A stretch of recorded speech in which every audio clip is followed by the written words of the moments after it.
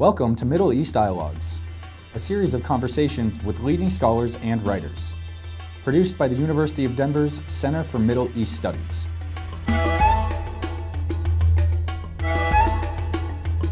Your host for this episode is Nader Hashemi, the director of the center and an associate professor at the University of Denver's Josef Korbel School of International Studies.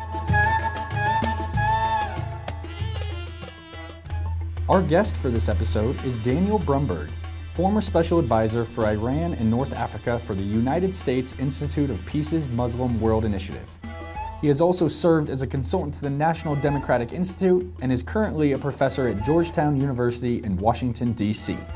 His most recent publication, co-edited with Farideh Farhi, is titled Power and Change in Iran: Politics of Contention and Conciliation.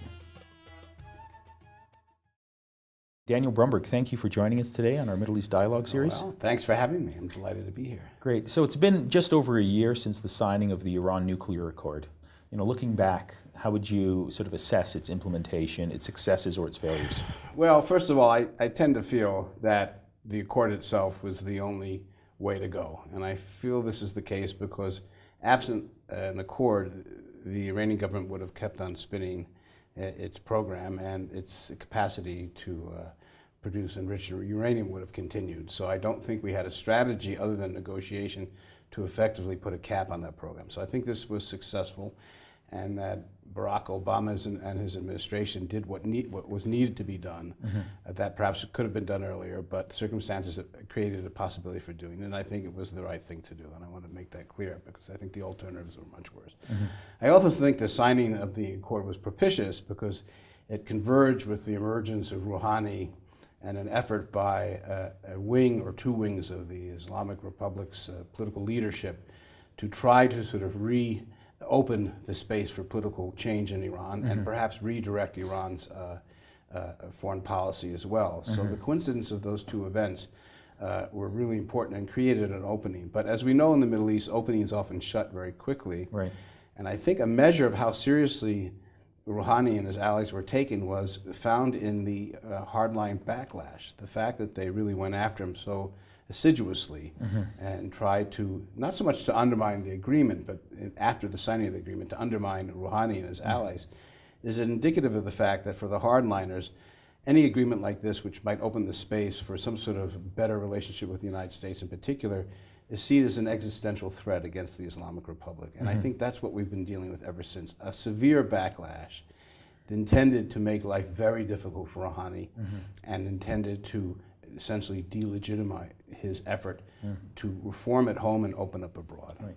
So in the debate on the economic benefits that were supposed to flow to Iran after signing the deal, there's sort of a polarized sort of perspective here. Some people say, look, this has to do, the absence of economic benefits to Iran has to do largely with Iran's own internal economic policies, its corruption, etc. That's where we can locate the blame. The other narrative is that, look, the United States is still sort of behind the scenes within the Congress, applying sanctions and playing hardball.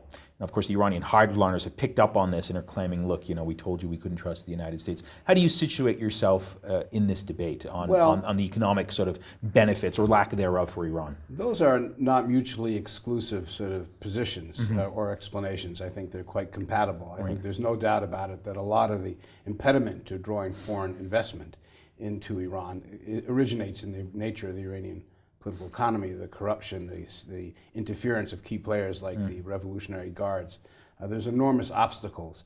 Of course, from the point of view of potential investors in the oil industry, those obstacles are a little bit mitigated because there are a lot of investors who would like to come in there and essentially help Iran reinvigorate an oil industry that's in deep need of reform and investment and so on. But there are a lot of internal impediments, and certainly one of them is that the opponents of Rouhani and his allies don't want him to win and don't want him to demonstrate success. And therefore, any failure on the economic front for them is a gain. And I think they have been, therefore, quite happy to blame the West, yet at the same time make problems for Rouhani. At the same time, let's be realistic. From the point of view of our own Congress and many key players in the American political arena. There wasn't enthusiasm for the agreement, and there has been some dragging of feet on implementing some elements of the program to reduce sanctions and eventually get rid of them. Of course, there are also a lot of other sanctions which have nothing to do with the agreement, but issues of terrorism, and they have a secondary but huge effect. And the agreement was not about those sanctions. But bankers tend to be risk averse, and therefore they always consider those secondary effects. So there's been a whole array of issues in that regard that have slowed down the sanctions relief. From the vantage point of the Iranians, they see this as intentional, as strategic, as deliberate. It's more complex than that, but they see this as a deliberate effort to drag the feet. Right. You're here actually at a very important historic moment. It's an anniversary, as you know. 37 years ago, the U.S. Embassy in Tehran was seized. And one of the things that has struck me about internal Iranian politics is the persistent and consistent high level of anti-American rhetoric that comes out of the senior leadership of the Islamic Republic, the hardliners, the supreme leader. Just checking the news just before we began speaking, the Friday prayer leader launched into another sort of scorched earth attack, saying that we might be able to, in some cases, strike deals with infidels, but we'll never have a dialogue or strike a deal with the United States. And so this raises the question for me as to how can we explain this high level of anti-Americanism within Iran toward the United States that seems to be, at least in terms of its substance and its level, far out of proportion than what we've ever seen in other third world countries that have had troubled relations with the United States and have a lot of grievances that they could invoke if they wanted to. Vietnam, Cuba.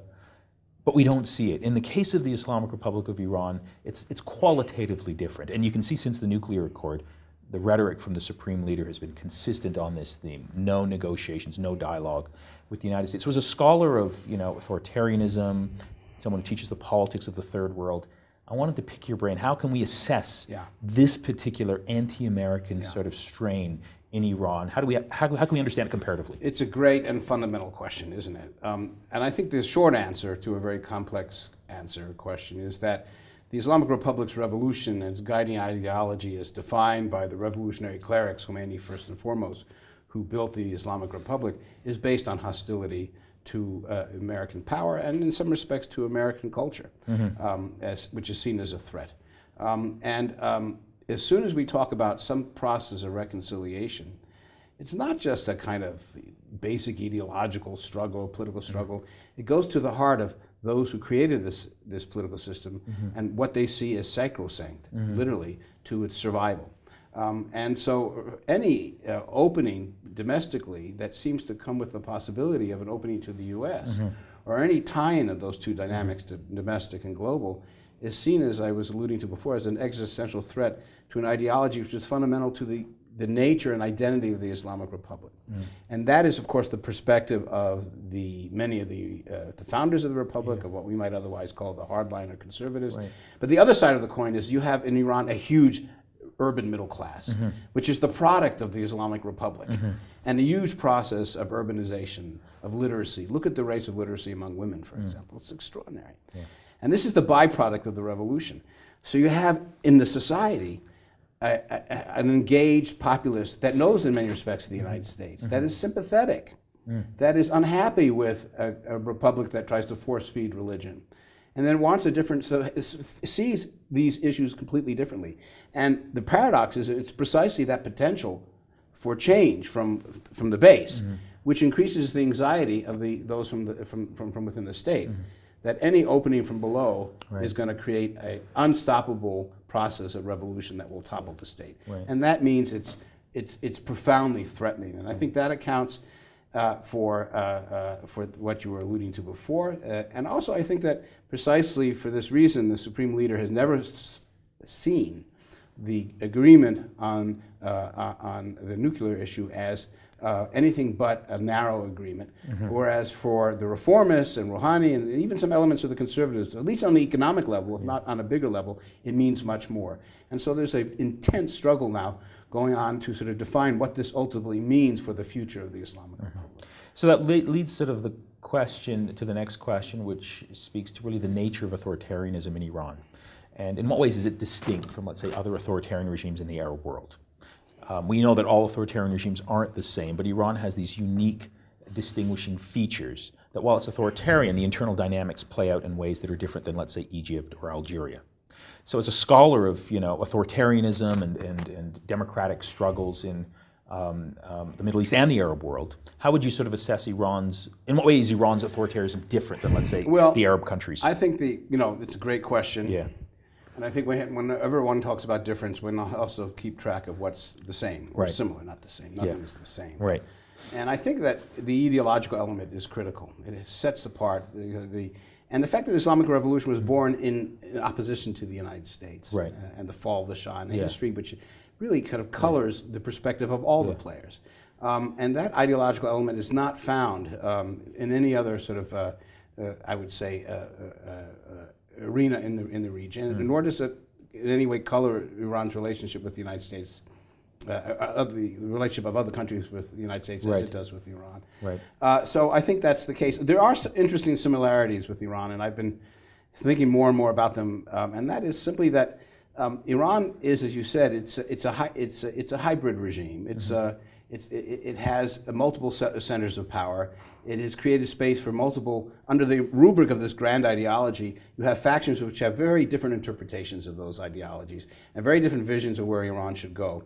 And the Islamic Republic did an interesting job of sort of making space by which those various groups could negotiate and by which the supreme leader could be the ultimate sort of arbiter between them.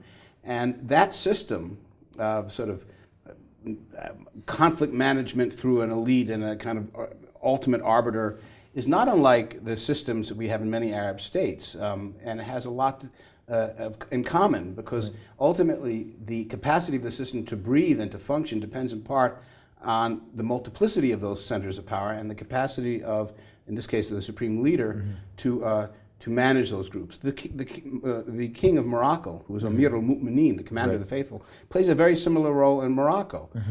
But Moroccan political system is not built on antithesis to the United States.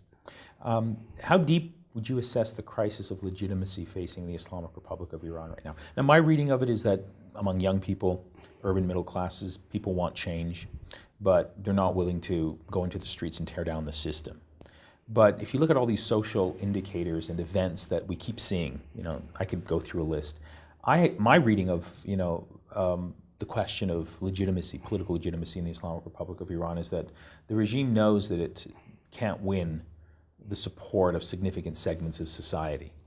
And it invokes anti-Americanism, not just because of the reason that you mentioned, it's part of its identity, but perhaps as a way of deflecting attention from its own internal crises.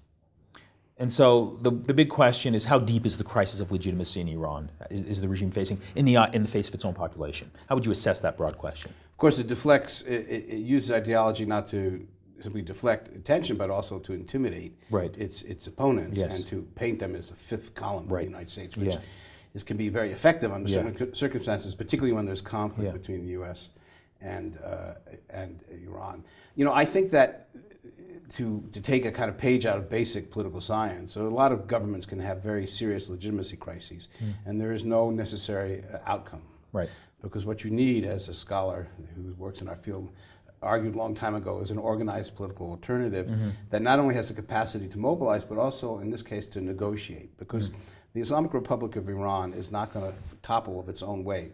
Whatever change is going to happen in Iran is going to be negotiated between elements in the opposition and elements from within the society. I don't believe that this is going to come against the system. It's going to come through the system. Right. And what we do know from the Green Movement and other movements is two things. First of all, unity has been a very difficult thing to define and bring about in practice. And the regime is able to use enormous coercive power to sort of corral the opposition. And finally, of course, people have their lives to lead. And young people have to get educated, they have to go to universities. And I don't think there is any, I've never detected from my own encounter with Iranians a desire for radical, violent revolution. There is a desire to have some transformation that is evolutionary. The paradox that the Iranian leaders who are associated with the reform movement have always faced is that while they probably sincerely want some sort of evolutionary change, from the point of view of the hardliners, evolution is just a tactic for revolution. Right. And they don't therefore see, you can't get a little pregnant for that. Right. And so that is the paradox they have, the opposition has not been able to overcome. Right. But I do think that ultimately it's going to take a resurgence of civil society and political activism in a sustained way to create this context of negotiation. And I think that's what Rouhani was looking for. And then I would add one final thought to that, and we can get back to it, and that is, from everything I've seen and studied, and we understand this, the capacity of the Iranian regime to repress or legitimate repression or to silence its critics or corral its critics is largely dependent on sustaining the Cold War with the United States. And a necessary but far from sufficient condition for creating the space in Iran for some sort of process of political negotiation and conciliation is disengaging from that conflict. This is what the reformists want, and this is what the hardliners don't want. And there we are stuck. Yeah. So that raises the importance of what U.S. foreign policy is at any particular moment in terms of, creating a certain atmosphere that could make political change more easier or much more difficult. It's a good observation. Speaking about the future of the Islamic Republic of Iran, we're approaching 40 years now. And the question that is starting to be debated is succession to the supreme leader and what might happen internally in Iran when the current supreme leader dies and they have to find another one. My own sense is that that will be a moment of deep crisis for the Islamic Republic. What's your thought on the question of succession? How might things unfold? Do you see that as sort of a moment of, deep paralysis and a deep problem for the Islamic Republic, or are you envisioning perhaps a smooth transition and things just stay the same? Well, first of all, I'm not the equivalent of a criminologist looking at who's standing next to whom, as they used to say in the former Soviet Union, in terms of make predictions about which particular leader might become the new supreme leader. In Iran, of course, they have two options, that is to elect a council of high clerics, or to elect one supreme leader, as it were. And I think they're going to go for the latter, not the former, and for good reason from the vantage point of the regime. And we've had the elections not too long ago for the Assembly of Experts, which effectively chooses the new leader, and some of the more hardline leaders in the assembly didn't make it through. It's still an eclectic group that represents all points of view, and my sense is I don't see things as coming to quite the dire moment that you perhaps can expect, in part because one thing that the Iranian leaders have learned, and about which I wrote in my first book on Iran, is how to institutionalize power and how to channel conflicts. And they know what's at stake here. And so to let it go to a point where this becomes a kind of crisis is not in their interest. So I'm guessing, and here I'm guessing, we're speculating, that they have various choices. Rafsanjani, I mean, there's no way that he or anybody of his ilk is going to get close to that position. On the other hand, they have the ultra hardliners, and to put somebody in there like that is equally constraining in its own way. So that's why I raised the issue. There's no good options, right? There aren't any good options. Who do you bring to claim this is the new supreme leader and this is the new representative of God on earth, and everyone is obligated to listen to his final word? Well, the interesting thing about that question is, in some sense, it matters less than it used to. Because why do you say that? Because what the Iranians did, and I was alluding to this before, is they institutionalized the office. They've given it tremendous economic, political, institutional power. They had its own security. It's an office now. We've moved from charisma, as they say in sociology, to the office. And once you occupy you're part of that power structure. So they need, Shakrudi. I wonder about him, the former minister of Justice, or highest minister of Justice. Or somebody of that sort of, who's not known as a fanatic, but who has some credentials in the sort of the moderate to the kind of conservative line, although his pedigree from Iraq may or may not be an issue. But I see this as important. But what they had to do in the leadership struggle that led to Khamenei's selection is change the Constitution, because it had to be rewritten in different ways, which we won't bother your audience with considering. But there's nothing quite like that anymore. So I think that it's going to be a struggle, but I don't see it as a tipping point for Iran. And President Rouhani is up for election next year. Last time he won by just over 50%. The economic benefits that he was hoping to get from the nuclear deal haven't started flowing. There's a lot of discontent. And there is a question mark as to whether he will get elected again. What's your reading of sort of how things might unfold? Well, there's a danger in overselling economic promises, as we well know. Right. And it was the pivot of, it was the center of his argument. First and foremost, economic change as opposed to political, and that would come later. Right. And he hasn't achieved that yet. But I've looked pretty closely at his interaction with their various forces, his speeches, and so on the last year. And I think, given the circumstances, actually, he's done pretty well. He's a very clever, in some respects, he's more clever than Khatami because he knows how to make inroads. He's not from quite the same background as Khatami. Right. We know this. He knows how to deal with the conservatives. Yeah. And the challenge is to make inroads in the conservatives and to sort of get enough of them on your side and make sure they're not unified against you. Right. And I think, despite everything, he's been managed to sort of keep a kind of open line to what might be called the more pragmatic conservatives in a way that will facilitate his effort to get reelected. Right. From the vantage point of the system itself, and even the supreme leader. Right. A president needs to serve 2 terms to demonstrate, because if he's forced out of office, it suggests something's really not going well. Right. There was one president who was forced out of office in the beginning of the Islamic Republic. He was called Bani Sad. Right. One doesn't want to have a kind of situation which evokes that kind of problem. So I think that Khatami will make it through. Right. It's going to depend on how Rouhani. Yeah. Sorry, Rouhani. Yeah. I think Rouhani will make it through. Yeah. But I think it's going to depend on how the hardliners organize. They were split. And in a situation that I have to say reminds me a little bit of the Republican primaries, nobody wanted to drop out when Rouhani was first elected. So the other guy dropped out. So Rouhani was there representing the. So if Rouhani can keep the unity among his allies, and can keep support among some elements within the conservatives, and if the supreme leader views his reelection as useful for his own purposes, I think that all bodes well for Rouhani. With one partial exception, and let me get your thoughts on this, on catering to the desires of young people, intellectuals, the urban middle class, for more freedoms and for more openness. On that issue, it seems to me that Rouhani is simply another Khatami. Everything that he's tried to do and rhetorically said that has resonated, he's been shut down by the hardliners. You can see it right now since the nuclear accord, major crackdown on anyone who even posts something on their Facebook page, you're in jail. So his hands are effectively tied, and I can't see him doing anything differently, which could affect electoral turnout. What do you think? Yeah, but Iranians have ways of surprising us in these elections, and sudden surges of mobilization that become very difficult to predict or anticipate. Rouhani just changed his Minister of Culture and Islamic guidance and so on. He's trying to maneuver and sustain his credibility in that regard, and that was partly a response to the hardline pressure on the previous minister. And so I see him as continuously maneuvering, but I think you're quite right. He has very limited room for maneuver. And I think the equation will also be affected by the relationship with the United States, because between now and May, when the presidential election will take place, if those relations deteriorate and we return to a situation of cold or hot, particularly hot war in any case, and here the Syrian equation is absolutely critical, what's going on in Syria, that is going to spell a really difficult moment for him. So, I can imagine situations which would really put him in a serious bind. And so, domestically, there's no doubt about it. He's seen.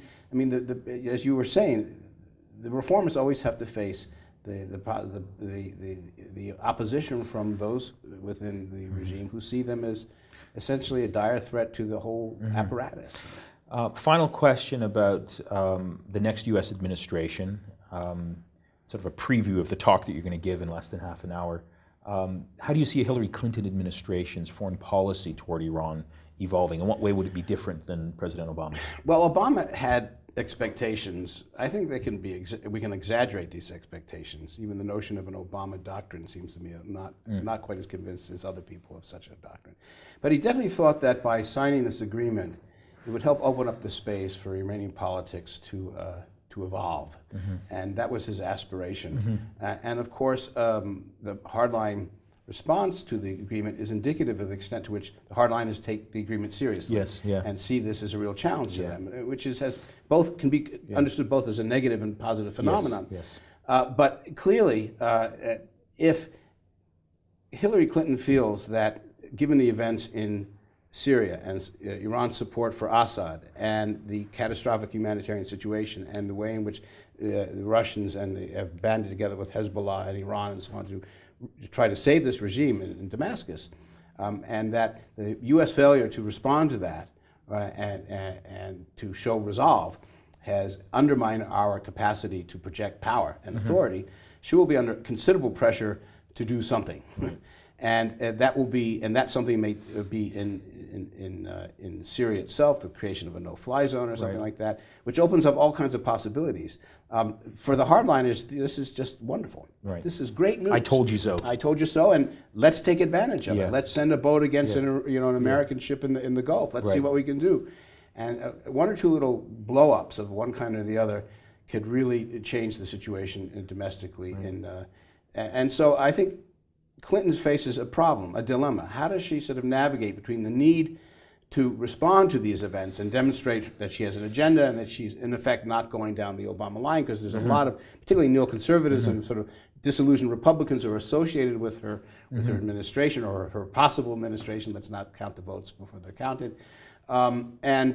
They will be pushing hard. On the other hand, I think she's smart enough to know that an explosion, a deterioration in U.S.-Iranian relations could have a very serious impact on elections and on the effort of the reformers to sustain some sort of hobbled momentum. Let's call it that.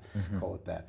And so I don't know how she's going to sort of balance out those two pressures. I think that she's going to be also, because domestically, Clinton will be under a lot of pressure from the Republicans for reasons that we all know. She's going to be out there trying to demonstrate a win on the foreign policy sort of arena. And what she has to do is make sure that that win doesn't play into the hands of the hardliners. And that is not an easy road to go down. I'm waiting to see how she does that. We all are. Dan, thanks for being with us today. You're welcome. Thank you.